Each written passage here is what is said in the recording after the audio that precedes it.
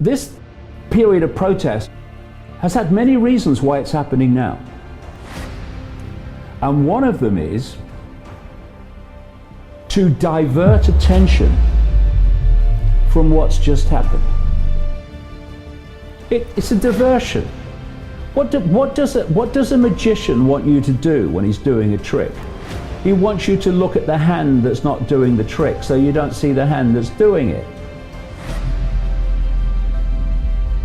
A vast number of people have looked at the world in its extreme expression in the last few months, and they've actually seen, the world is not like I thought it was, and there has been an awakening.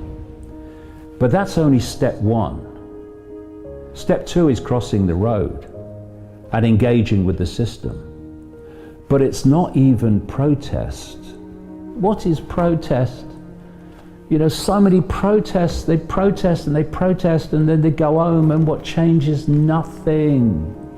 And nothing will change until we stop acquiescing to the system and stop cooperating with our own enslavement.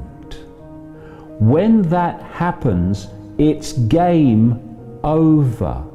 And I'll give you an example. It's so potent. Those people out protesting and trying to knock down statues.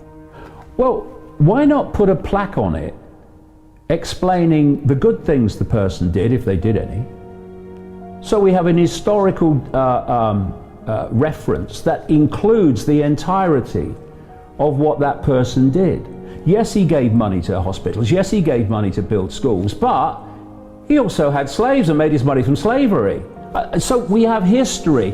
Where we've come from gives us a fix on where we are. When you remove all knowledge of history, you lose focus and understanding of where you are. For instance, Marxist regimes have cost the lives of 100 million people. Now, if we have that in our history and we know it, we know that ain't a place to go.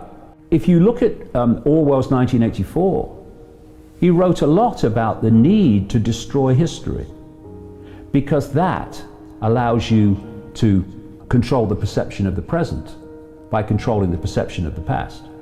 It's very important. You know, this great line about if we don't learn the lessons of history, we are destined to repeat them. What is going to happen at the end of this sequence? See, this period of protest and some cases looting and thuggery has had many reasons why it's happening now. And one of them is to divert attention from what's just happened. The economic system has been devastated. Towards the end of this year, unemployment is going to be beyond belief. We had the GDP of Britain fall by 20% in April. In the crash of 2008, it was 1% in a month. Now it's 20%, and it will go on. Look at what they've targeted most and for longest. Anything that releases the psyche in terms of chilling out, in terms of relaxation, in terms of human discourse, in terms of situations where you can let off steam.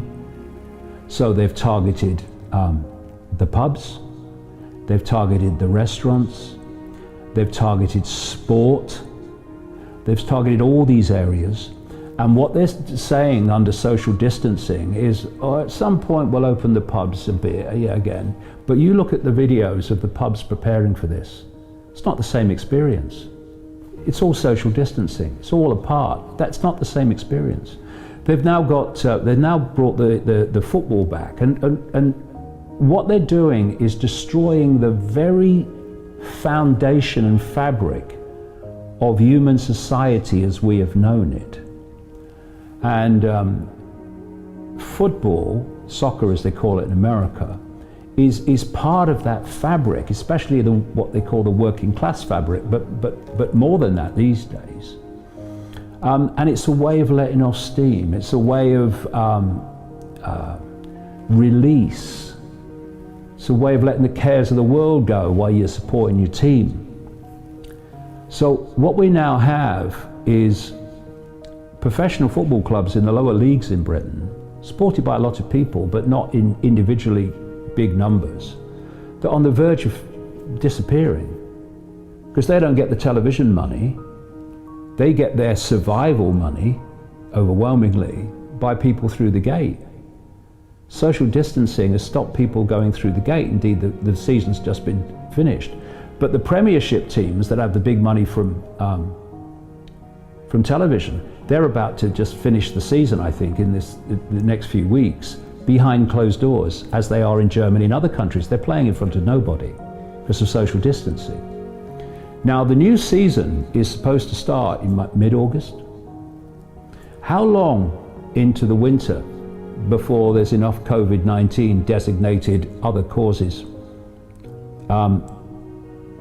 Do you think that the authorities that we've seen at work in the last few months are going to say, yes, we're going to have thousands of people in football stadiums standing next to each other?